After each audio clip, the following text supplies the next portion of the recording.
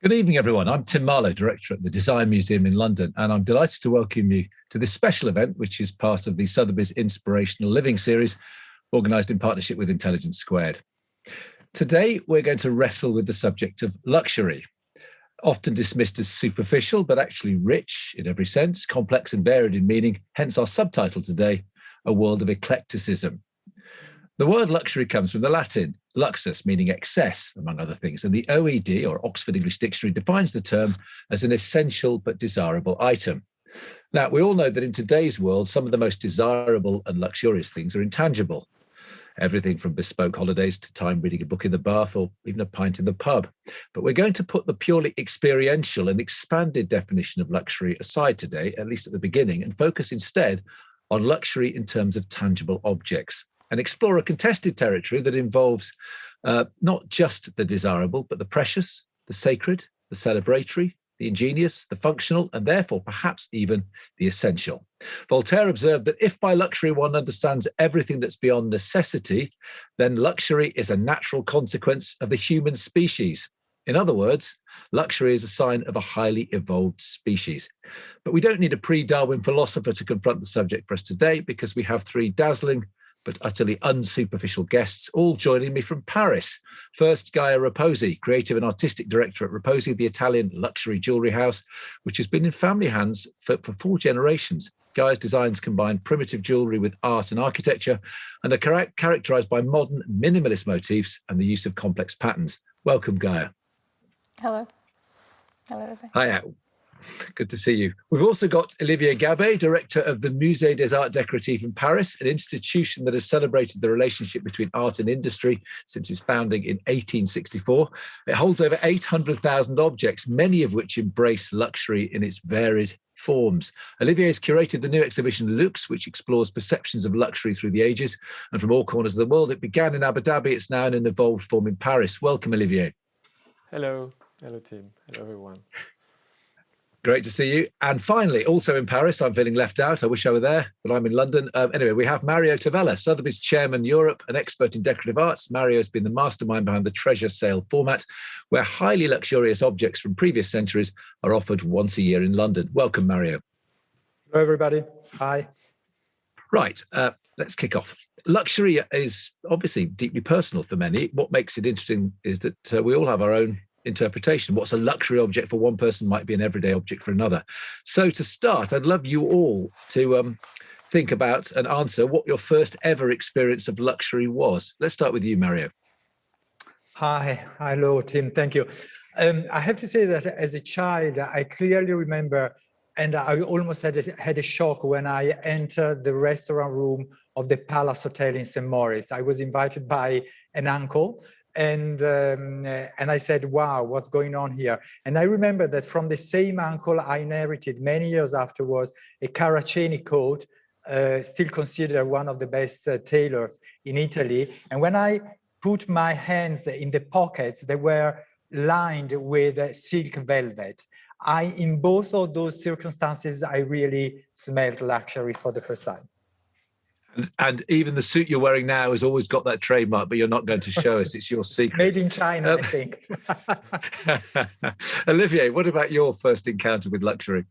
Wow, that's a great question. I think that it was not about an object or something else. I mean, I think it was about impression. And I was lucky enough to travel to Greece as a very young kid.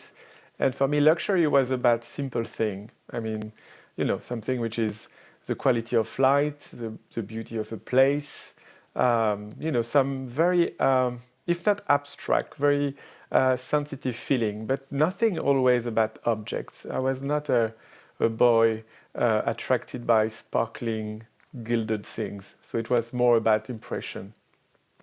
And then the change happened. And here you are, master of a collection of 800,000 objects, many of which are luxurious. This is great. It's like a sort of psychoanalytic session. I'm actually putting all of you on the couch and we're finding your childhood motivations.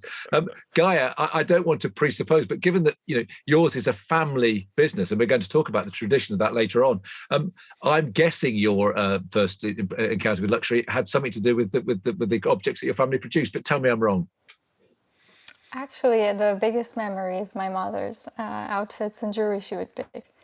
It was an outstanding outfit. It's the 90s in Monte Carlo and Helmut Newton period, and both my parents embodied that period really well. And that was my first. The long gowns, the jewelry, extremely simple. The one thing she told me is, you know, we do jewelry, so we have to wear a very understated outfit, otherwise too much. But the whole overlook was incredibly astonishing. So that was my first experience. It's obviously not competitive, but a hotel in St. Moritz, a flight to Greece, or the Monte Carlo with Helmut Newton. I'm afraid you win, Gaia. Right, anyway, let's move on. I just want a bit of competitive edge now amongst you all. Anyway, look, let's go back in time. Let's look at how the definition has evolved over time. Olivier, shed some light on the historic meaning of luxury. I mean, that's a hell of a question for you, given you've spent the last 3 years looking at this exhibition. But look at how you've captured that or tried to distill that in the exhibition.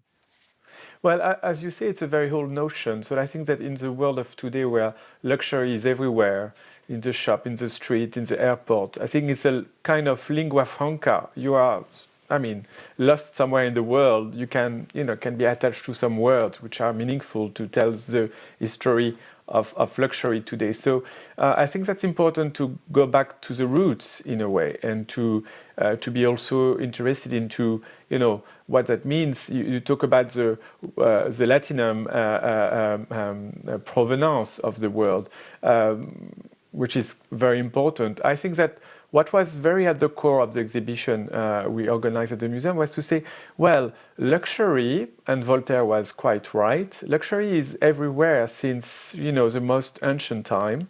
And definitely, even if in some civilization all around the world, there is no absolute translation for the word luxury. And you mentioned that this exhibition went first to Abu Dhabi. In Arabic, you don't have a name or a word to translate to luxury, actually. And so it was important to say, well, to our visitors and to people, well, this notion, which is now everywhere, started long time ago with beautiful ancient objects. Definitely in the first civilization, I mean, luxury was about wonderful material, wonderful techniques, the mastery of techniques and craft and creativity, but objects also related to power, which were a mix of, I mean, princely and religious power, but also to remind people that the notion of luxury was also very quickly related to very actual notions. And for me, Egypt is certainly in the, I would say, the worldwide psyche, a great moment about, you know, the rise of the luxury idea. And when you look at some wonderful example of Egyptian spoon, and here you have a great example from the collection of the Louvre, you know, immediately you see that it's a spoon for cosmetic product. So it's about a beautiful object, very, very much elaborated, but also it's about, you know, your personal distinction. And when you say about excess, about luxury, I would say more. Luxus in Latinum is what makes you feel apart or make you be a little bit apart. So it's about distinction. It's about exclusivity, which is raised a lot of questions in the world of today about inclusivity. And here, for example, with this incredible Egyptian spoon, you are more or less 1,200 years before era.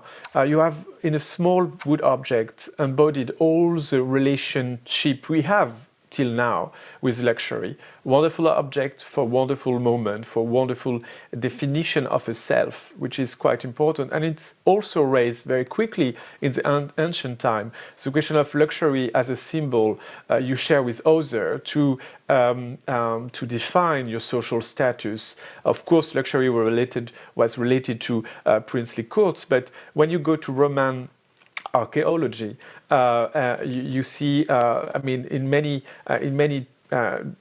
big archaeological discoveries in the late 18th century, this very strong presence of, you know, beautiful object preserved. In the case of Bosco Reale, it's one of the Pompeian treasures. So certainly hidden in a very modest farmhouse, nothing fancy, like the wonderful treasure. This piece is an example of the treasure, which is now kept in the Louvre Museum collection. And it's about, wonderful object of decorative arts, playing the role to define the status of a great patrician in the society. And very often, which is quite fascinating, is this very strong notion. You find it in some civilization where not even the luxury idea exists, but in some, primitive societies, the fact that you feel the notion of luxury when, between tribes, you make some gifts that honor your friends and the receiver of the gift, but also honor the statue of the one who gives the gift. And that's very strong to underline. But it's also important to see that very quickly luxury is also related to very actual topics like fashion. Today, perhaps because of the very bad habit of fast fashion, we forget this notion. But here you have a wonderful Spanish-style men's cape from Italy, first half of the 16th century. It's a masterpiece from our collection. And you see everything is related to show the very multiple aspect of the definition of luxury. A wonderful piece of textiles, the red colors, the embroideries, and that show that very quickly all these relationships through great objects, through something which is defining a personal, individual status around society is very important. But also luxury very quickly, very early, open great fields of dialogue and discussion between civilization. Here you have one of the masterpieces of the National Collection in France, the famous Pierre Mangot Mother of Pearl box. Well, this kind of box, you find them till in Gujarat, part of India, and they can be today very cheap.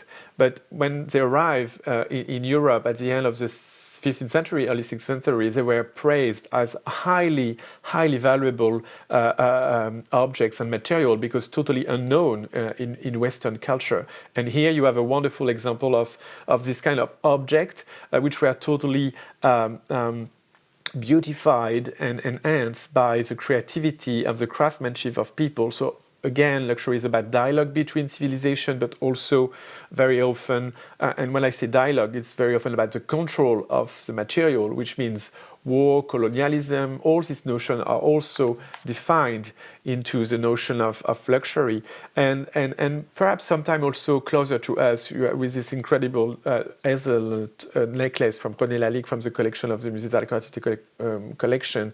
You have a fantastic example of what happened also through the 19th century in terms of the definition of luxury. And the 19th century is very important because it's a rise also of what we call now the luxury industries.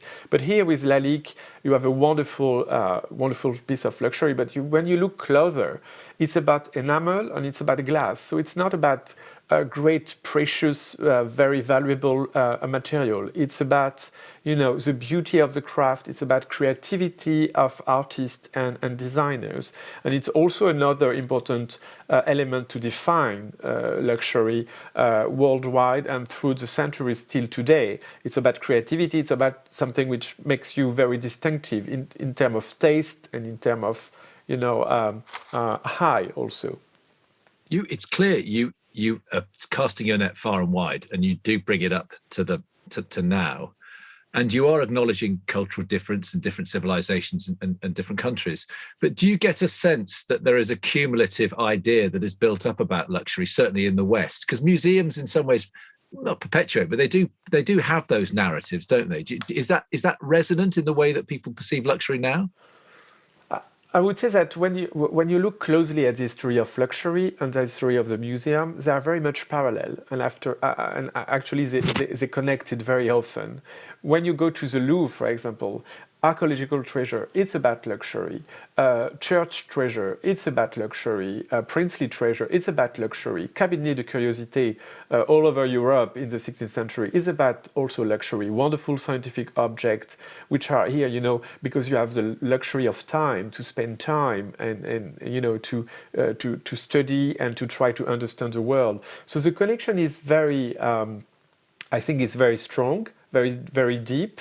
And that was the reason why, I mean, when you go closer to us in the 20th century, you see that the story, I mean, the evolution of luxury embraced very much all the different definition of luxury you have through centuries and millenaries.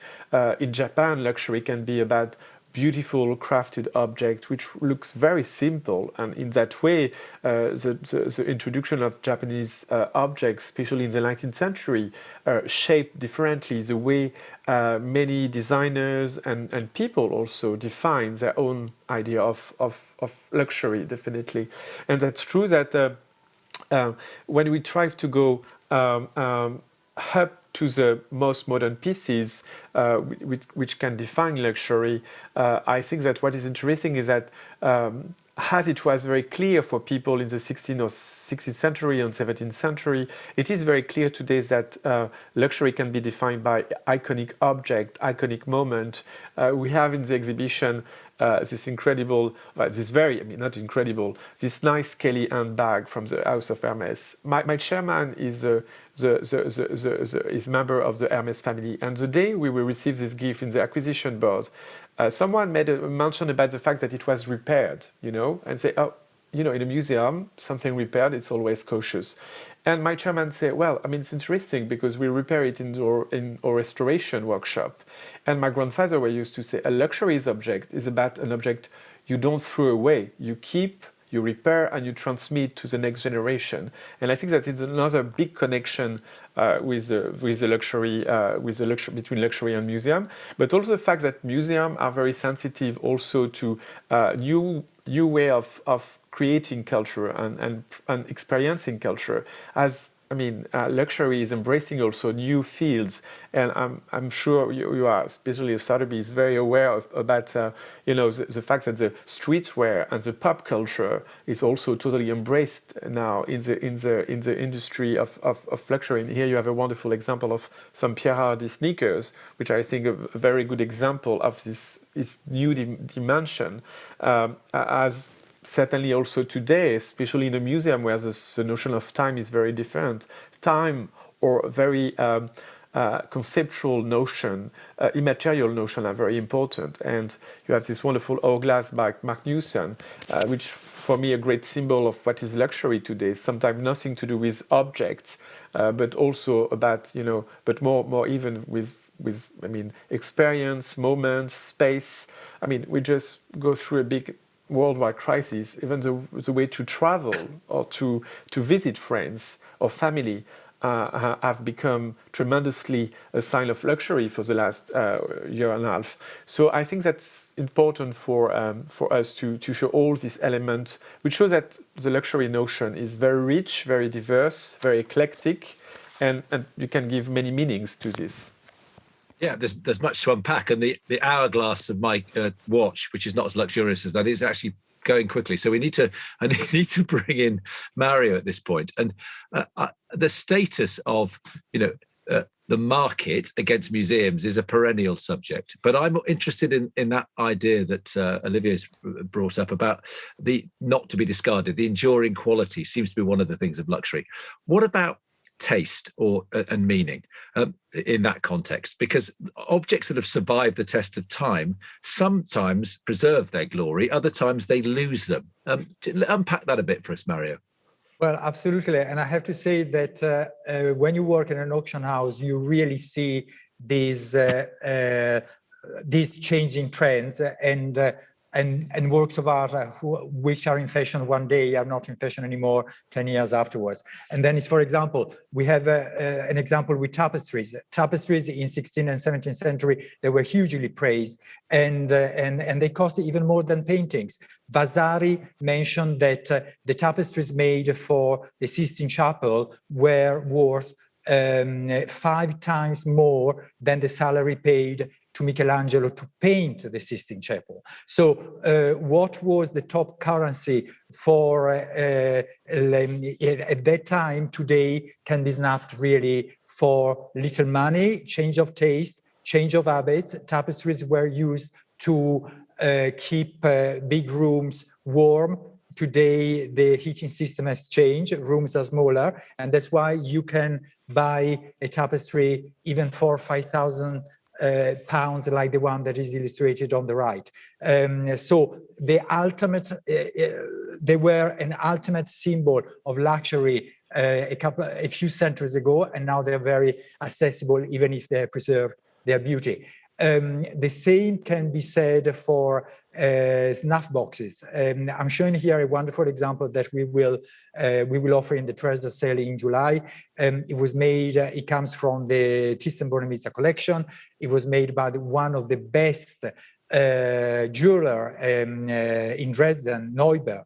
And what was the use of these snuff boxes? Aristocrats, rich people, used to snuff tobacco from these boxes. And then they went out of fashion. Today, I would say that you don't use snuff boxes of this type anymore. I have the feeling that the sniffing habits have also changed today. But it's interesting to notice one thing, that even Neuber, who was the best of its best towards the late 18th century, went almost bust because he was not able to innovate. So luxury very often goes hands in hand with innovation, and this is something that should be considered. And also, last remark on the snuff box, because of snuff boxes, pockets were invented in fashion. So again, a link between luxury and fashion. Very quickly, I would like to show you now a few examples of drinking habits in the 17th century. This magnificent drinking cup made for the King of Prussia in honor of a stag that he shot in a hunting session, and made of silver, diamond, silver gilt, and a gilded but much more sober and still luxurious glass today made by Baccarat. I raise one question. Have some skills gone lost? Would people today be able still to do some masterworks which were created a few centuries ago? This should be something for to debate. And then does digital scanning and digital technology, which people say produces perfection, is that still luxurious? And the answer surely is yes, but we don't value it as much. It's totally true. If we go back, for example, to the wine coolers, why I put wine coolers in this session? Because wine has entered massively, of course, the luxury market. A pair of wine coolers which would have pleased the Prince Regent at Carlton House at the beginning of the 19th century, influenced by the new Egyptian style favored by Napoleon. I want to mention Napoleon because we celebrate the 200 years from his death, and he was a tastemaker, and he loved luxury. And opposite, a wine cooler from Asprey. Funnily enough, Asprey is also inspired by the stags, which were a motive of the 16th and 17th century, but a wine cooler that is super chic, which can be snapped for, I think, 14,000 pounds compared to the 80,000 pounds of the Regency wine coolers. And if we continue with these two very quick comparisons, it's fun to remember that salt in the 17th century was one of the most luxurious goods. And in order to celebrate the preciousness of salt, there was even a master of salt at rich banquets. And he decided how much salt was dispersed with the various guests. And here I wanted to illustrate a magnificent salt by Van Vianen, who was one of the best silversmith of the Dutch Golden Age. It will come, I have the feeling that it will come soon on the market from a private Dutch collection. And it's interesting to notice also that the lady, Flora, and she represents also summer, she holds in her hands tulips, which in the 17th century was one of the richest commodity or most expensive commodity ever, and you can buy now tulips at any supermarket today. salt in the 17th century compared to, again, a pair of very stylish salts by Asprey. And then to conclude, I took fun in comparing a magnificent chessboard that we sold a few years ago, I think for almost £500,000, made of tortoiseshell, mother of pearl, glass with gold dust inside. I wonder if the lucky buyer still uses this chessboard, or if he puts the chessboard as a trophy on his coffee book, on his coffee table, and he prefers, in fact, to play chess on a very chic, very linear, very clean Hermes chessboard that I illustrate on the left. So I played with this juxtaposition just to create some, to provoke some considerations for our dialogue afterwards. No, absolutely. And were the chess set made of ivory, of course, it would have other connotations, because that's now material that can't be transported. But this is another chapter.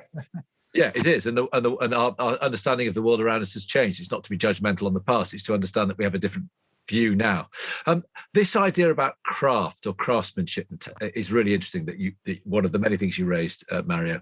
And Gaia, I mean, I know at Repossi, you've consciously decided to bring the traditions of the past into a contemporary sphere, but nonetheless, you don't want to lose that tradition. You're not destroying it, in a sense, because that's 4 generations. That's the basis, I suppose, on which your work is done. Is that right?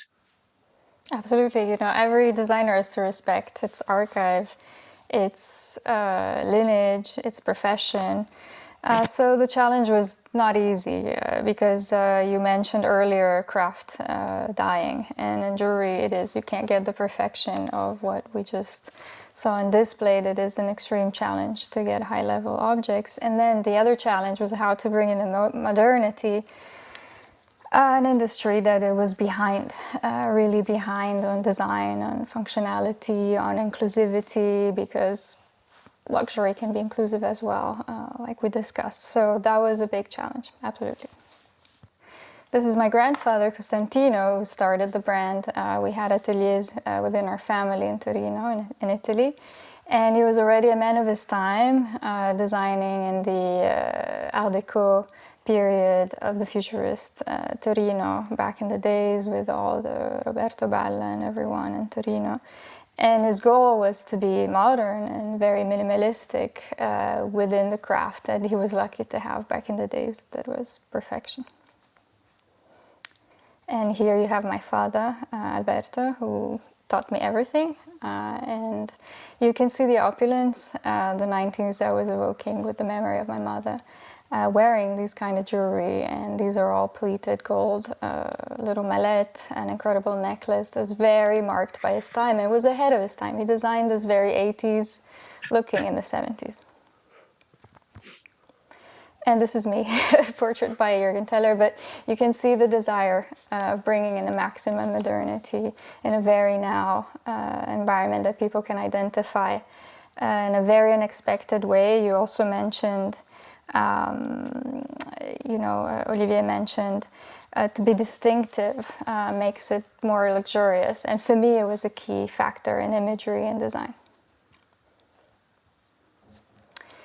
And about distinction, here comes a big challenge that I was facing, because I designed very functional, simple objects at the beginning with the ambition of being timeless, which for me is very, very important in luxury. It has to be timeless. And sort of ages, has to fit every age, which is another challenge. But definitely here you see an important challenge that was how to make an opulent, modern design. So this is an earring that succeeded because of his very modern mounting, a 7-carat emerald, and it has still the elegance needed. It's interesting you showed a photograph of yourself with earrings by Jürgen Teller, because Jürgen is a photographer, but he's also crossover into art. And I'm very interested in the way that you in particular, but others are doing it, but the way that you've started to do partnerships, and it's brand partnerships that involve artists, which I'd like you just to explore a little now, but just let's frame it, because there's always a status issue around design and certainly decorative arts and art. And we're looking at luxury, and a lot of the objects that we see have potential functionality. They're made for purposes. Art has no functionality. Art is not, though, seen as trivial and superficial. Luxury designed objects are. It's an endemic tension. But I like the crossover that you bring to it by bringing artists, Mapplethorpe, for example. Take us through that.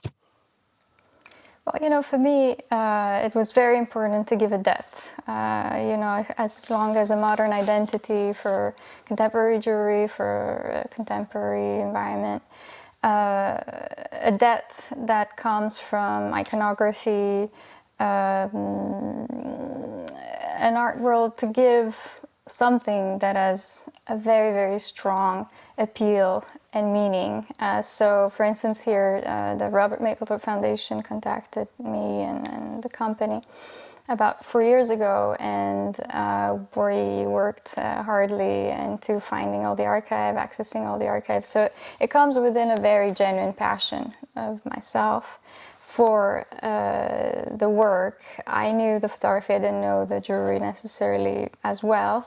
So I went through an entire research of about 200 references and chose what could be the carte blanche, the tribute. And that gives a depth, I think, for a luxurious environment that is unexpected, that is a tribute to a great mind that I wasn't lucky to meet, but that I had the imagination and bringing into a new experience of this world. That was the aesthetic of Robert Mapplethorpe. It brings an edge, doesn't it, as well, though? I mean, Mapplethorpe has this fantastically transgressive reputation, justifiably so. It's kind of boundary breaking in terms of imagery, not just in the history of art and photography. That's interesting, isn't it? Because, of course, luxury can be contested or controversial, but it's tended not to play with the idea of transgression in the way that art has done for the last 200 years plus. Jewelry is not always expected to be controversial, but I absolutely adore punk jewelry. And if you look at Mapplethorpe's jewelry, it's like his photography, it has this very sleek, very elegant facade, but then it has a very strong message that is inclusive, that hides very, very strong values that I think within an object could carry, and what it carries, and people buy an experience of a tribute to an actual necklace. Here you can see him, Mapplethorpe himself, wearing the jewelry. To the right, a young model we hired wearing a tribute necklace that is entirely plain silver, plain gold, paved with diamonds and made by craftsmen that do high-end jewelry for us and one of a kind. I was going to say, the repositories, the showcases, your shops, where you've also engaged with major artists and architects. And you've talked about minimalism. You mentioned that. And it's interesting that that's one of the aesthetics you've gone for in the showcasing, in the design of your shops. Well, it had to match the jewelry. So for me, the most important in a contemporary jewel, it has to look like it's really owned by the person. It's not a decorative. It follows, it lives with the person. It looks like it's theirs. And so the environment of the jewelry had to carry the same, although I wanted something also playful in the surprise with the Judd Foundation and Flavin Judd, who's the son of Donald Judd, working in this environment. So here, for me, it was almost the interior design, the aesthetic that I'm fascinated that he created within his architecture and his living. And I wanted really the simplicity and the elegance of this interior design as an experience for the Monaco store that was opened in '78 and redesigned last year. And here you can see the sketches of Flavin Judd, who's the son of Donald Judd, and he draws literally like the father. So there's also an interesting line with me carrying, my grandfather, my father and I, we can draw. So the hand has been carried through lineage, and here you can see the same. Olivier, you've said that design actually can be very stripped back, and Gaia has sort of showed that, proved that. It's the embodiment of that. When you were dealing with the notion of luxury in an exhibition and more broadly, do you still come across resistance because of it by definition is seen as vulgar? So that notion of taste and excess still pervades, or have you been able to make the case museologically that actually luxury can be all these things and there's no paradox having reductive or minimalist design, minimalist luxury? Yeah, I think sometimes contemporary art make us blind. And when you look retrospectively, sometimes the past is very benevolent and helps you to understand, this. And definitely you see very quickly that minimalism can define luxury at a very early stage. Mario talked about Napoleon a few minutes ago. I mean, you have in the Empire style some very austere moments, which are a great also expression of luxury. And you see this with Jean-Michel Franck in the late 20s and 30s with incredible simple material, but totally transcended by craft and conception by the artist. So definitely when you do this kind of exhibition, you have always the moment where the curatorial team say, oh gosh, luxury, it is about kitsch, it's about gilt, it's about sparkling and everything. I mean, we are lucky here in Paris because the Musée d'Art Décoratif was founded in the 19th century, as you say in the introduction, by the luxury industries to defend the taste, to train the taste, to train designers, to train the taste of the audience. So for us, I mean, this relationship with luxury was always quite rich, quite deep, quite meaningful. And we have also this relation till today with the luxury industries, obviously, and the fashion industries. So that's true that there is so meanings in the notion of luxury that everybody can find his own luxury, as you say in introduction too. But definitely in the field of the museum, because as you mentioned previously, it's really at the crossroad of design, decorative arts, fashion, art itself.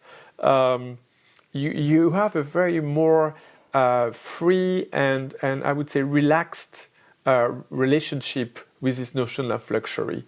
And all the fears we could have at the beginning, talking about luxury in a museum era, I think vanished very quickly because it was about the history of collection, it was about the history of craft, it was about the history of decorative arts themselves. So it's certainly because the notion is so wide, you can also smooth the way you look through it, and definitely also you can break the frontiers between all these fields. I'm not sure that people today have, or visitors are a real notion about, is it art, is it decorative art, is it design? They are in front of objects, they are in front of work. And I think they are much more relaxed than we are sometimes as specialists or curators. And that proved to be helpful too. I think that's a very well-made point. I think just boundaries are blurred. I mean, I've recently moved from the art world to the design world, but I haven't left one behind. The boundaries are constantly being blurred. I'm interested, Mario, though, in whether or not the tropes, the traditions of craft and I won't say vulgarity, I don't mean that at all, but I mean the excess, hinting at excess of luxury, whether you still see there is a strong market and those traditions are enduring and that there are new status symbols in the luxury world that play with the image of the past. I mean, we'll come on to we'll look at minimalism again. It's clearly that is happening, but do you see those old tropes re-emerging?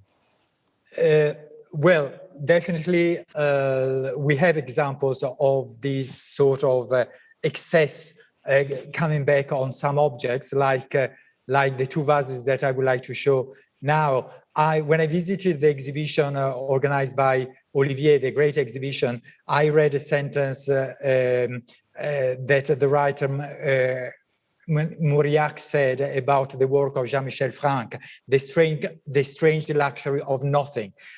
Those words cannot be applied to these two objects. But why I want to show these two objects, there is the reason. On the left side, there is a wonderful potpourri vase which combines Chinese porcelain with gilt bronze mounts.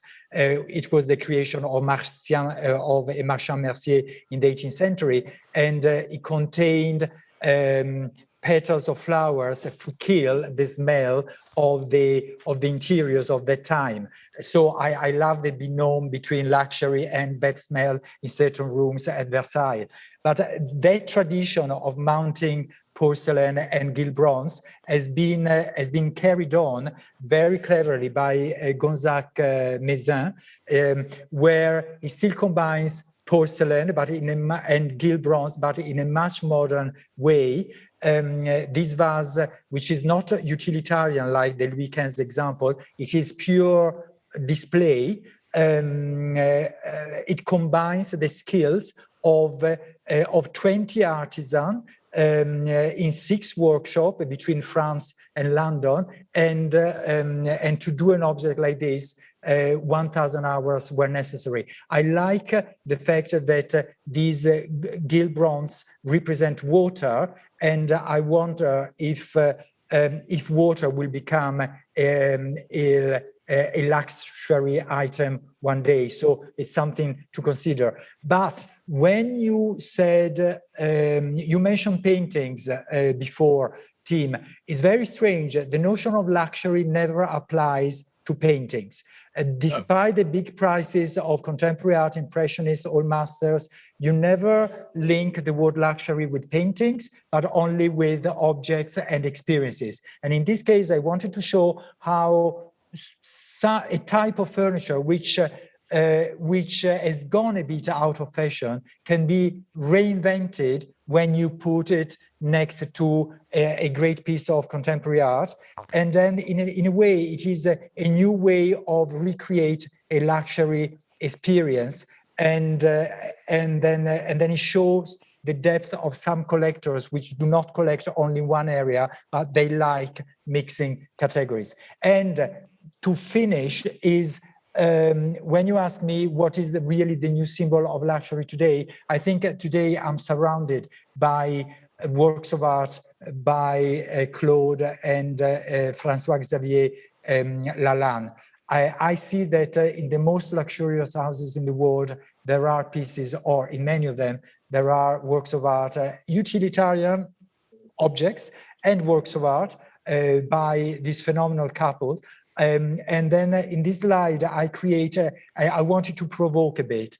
I wanted to illustrate a mirror that we sold from the Yves Saint Laurent Berger sale for, I think, almost a record price for a single mirror by Lalanne, and the Galerie des Glaces. Why I'm putting Lalanne next to Versailles? Because there will be a beautiful exhibition of Lalanne at the Trianon between June and October, and it is the new luxury exhibited in eternal luxurious environment from the past.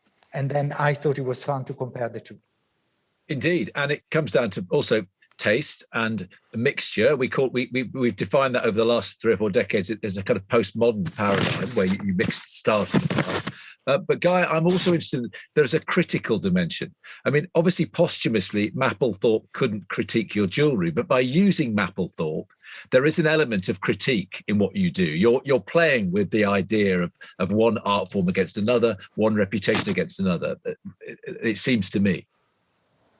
Absolutely. I mean, I was lucky to work closely enough to the head of foundation. It was Michael Stout in New York, and he was very close to Mapplethorpe. He was his former lawyer, and he said, you know, normally brands would just come up with a lily flower, and you did an entire research, and you would have loved it. And actually, you would have loved to do jewelry at your level because he was a perfectionist that you can see later once he had more budget and more success in the photography he was doing. When he was young, he was just assembling. But the level and the quality of his aesthetic and assembling and is already there. All the themes, all the quality, beautiful aesthetic in the assemblation. And what you get is mostly a result of a very controversial depth. Here you have a photography with a contemporary model that we shot, and the jewelry reproduced, some interpreted, and it gives really a shift to a new direction. But you know, working with several really bright minds like Rem Koolhaas for the Vendôme store, in an interview he had said, you know, Gaia had no choice but to do this, to reinvent. I would have done the same. She had no choice. Like for someone like him, there was no question that it had to look forward. But like every one of you said, the notion of reinvention. Let's end because we're trying to take questions from the audience. Let's end with where many people are saying luxury. The reinvention is happening at the moment, which is what people have called street style, but actually so sneakers. And that recently, you know, I think we all know, Sotheby's sold for a world record price for a pair of sneakers. They were Grammy worn, Nike Air Yeezy 1, worn by Kanye West at the Grammys, sold for £1.8 million.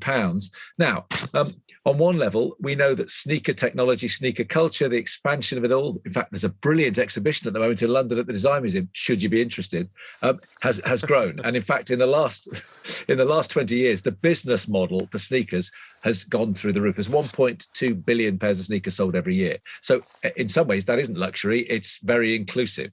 But these obviously are at the high end of collective desirability.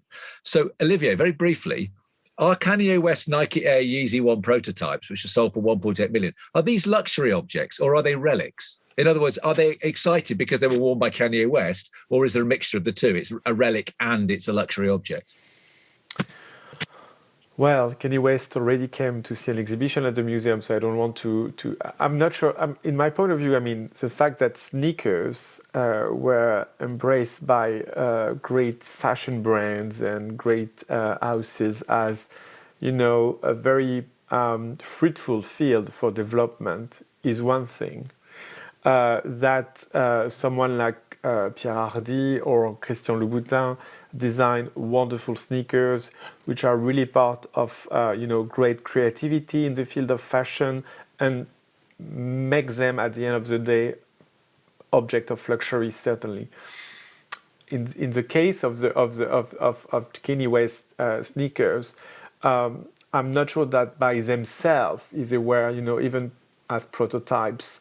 The sneakers of a nobody, the interest would be the same, which is perfectly fine because you are talking about a worldwide celebrity and someone which is an incredibly interested man in design and fashion, and even at the end, his work as an artist is embodying all this world together. I'm not sure. For me, it's you know, it's always a contradiction. At one moment, you feel obliged to see luxury everywhere. Perhaps there is no absolutely the notion of luxury, and it's perfectly fine. And certainly the value and the incredible price this pair of sneakers stood for is also about, you know, the pop culture and the fact that you know, some people like Kanye West at one moment, you know, are able to symbolize everything for people, everything. So is this the seepage of luxury? Is this the seepage of our definition of luxury that's now expanding everywhere, or is it a fundamental redefinition? It's another tricky question, Tim. I would say that it was a bit the reason why we did this exhibition at the museum. You know, many luxury brands and luxury houses seem to have a lot of things to say about museum, culture, art, exhibition, artists. So we reverse the question and we say, well, perhaps museums have something to say about luxury, actually.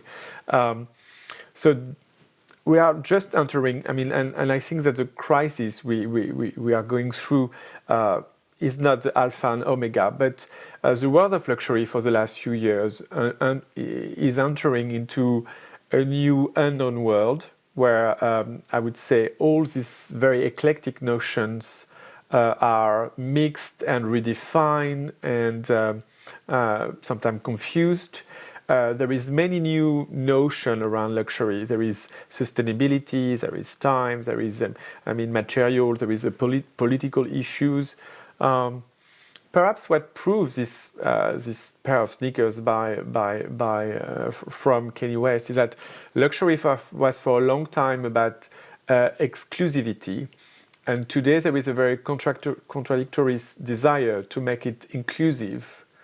So I think that this pair of sneakers is a wonderful symbol. When you go from a world to another world, it always seems very weird and very difficult. But certainly, perhaps in 10 years, 20 years, this pair of sneakers will help people to understand what happened in the 2020s and all this modification and transformation of the idea of luxury. Yeah, I mean, many people can own sneakers, and some people can own that brand, but they can't own that particular autograph pair, which is the complexity. But there's a question come in from the audience. We've got about 10 minutes left. There's a good question coming about luxury being a burden and what responsibilities that comes with it. I suppose that can be everything from being a custodian of a sort of family watch to a palazzo or house. What do you think about that? What do you say about that, Mario? The idea of luxury as a burden and responsibility. Well, I have to say that it is exactly what I thought when I went to Rome 10 days ago, and when I entered some of the beautiful palazzi.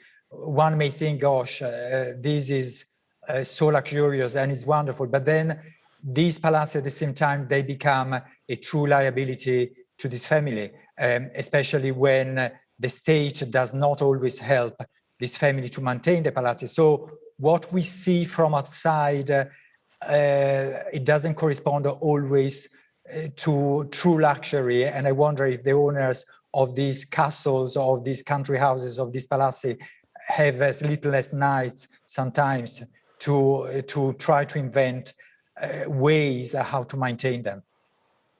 Interesting. I suppose your sense of responsibility, Gaia, has to be to keep the family tradition going, but you've been able to reinvent it without destroying it. I mean, sort of evolving it. What about the idea of sustainability that's been mentioned? Because obviously there's an argument that you make things to last, but those sneakers, they won't last that long. I mean, that the material around them, I don't know, we don't know, but I wouldn't have thought they go much beyond a century. What about responsibility and longevity and sustainability? Well, I liked your comment about the sneaker being a relic. I found it very, very interesting because jewelry, if you study ancient jewelry, it is a relic. I mean, Olivier would know more than me. I think on a sustainable level, the advantage of jewelry is a first, with the luxury group I'm with, LVMH, it's a first statement that it is slow fashion, especially the size of my house where we privilege quality over quantity. We're not overproducing. It's not a mass market at all. And the quality of the craft is a very, very important topic. And in design rules, there is simple things like longevity, timeless, ageless, functional, but now is it sustainable as well? Because if it's not obtrusive, if it's not an object that bothers you, it has to respond to all these questions. And jewelry responds to a slow fashion, to an investment that you keep for a long time. So it has to have a lot of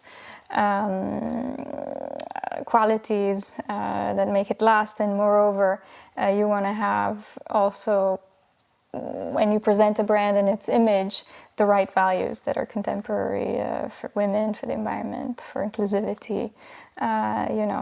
Jewelry nowadays is also not for women that can be bought necessarily. It's very wide, but sustainability is important, I think, as a responsibility for a brand. Indeed. And there's another question coming about wealth, about luxury and whether it goes hand in hand with wealth. And of course, it's interesting because if you buy something that costs a lot of money, but it survives for centuries and centuries and centuries, then it's potentially better value for money than something that it costs less and then is finished, as it were, or deteriorates. What about the idea of wealth and entry point? Is luxury more democratized now? In other words, can we all have access to luxurious objects and luxurious experience? It doesn't cost a fortune, or is there still that entry point, even if it's a subconscious idea in people's minds? Olivier? I think that's the core question of luxury today, definitely.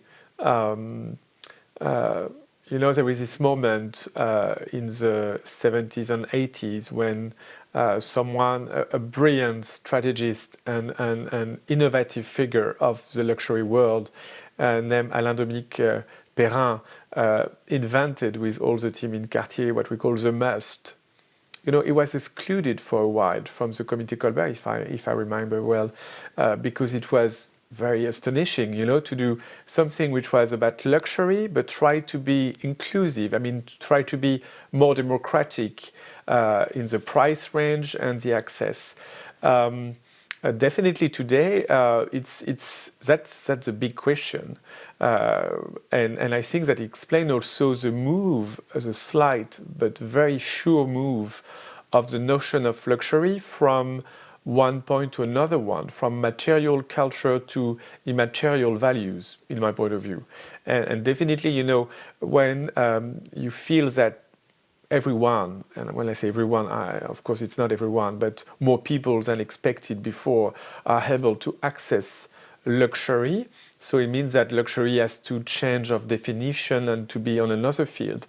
And now you see that certainly the next luxury will be to go to the moon or to go to Mars or to travel in the space. That's the next luxury steps, definitely, because it will be something that, I mean, will make you always very exclusive. And definitely the more democratic, with a lot of commas, access to luxury is certainly one of the biggest moves we witness since, I mean, the last 2 or 3 decades. And there is certainly a contradiction when you see the evolution of some luxury brands and groups about this openness. It's fantastic because you want to offer it to everyone.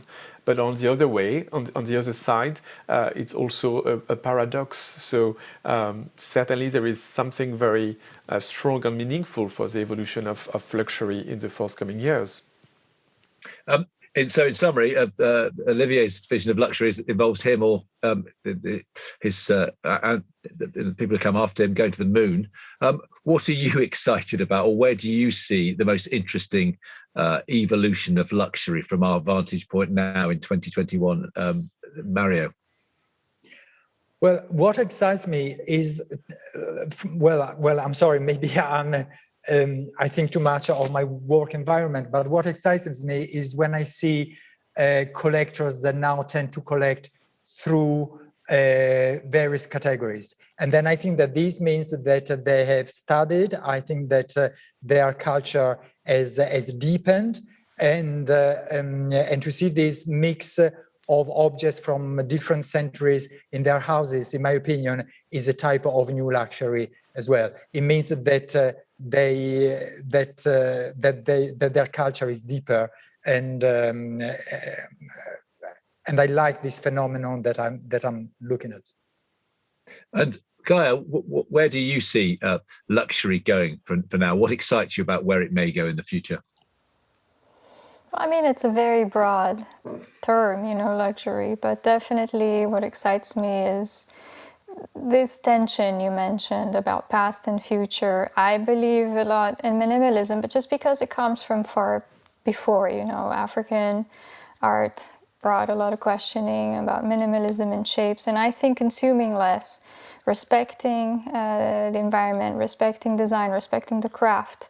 That's why I think consuming less but better is definitely the future. And the pandemic we've been living shows that we need less, but so much better.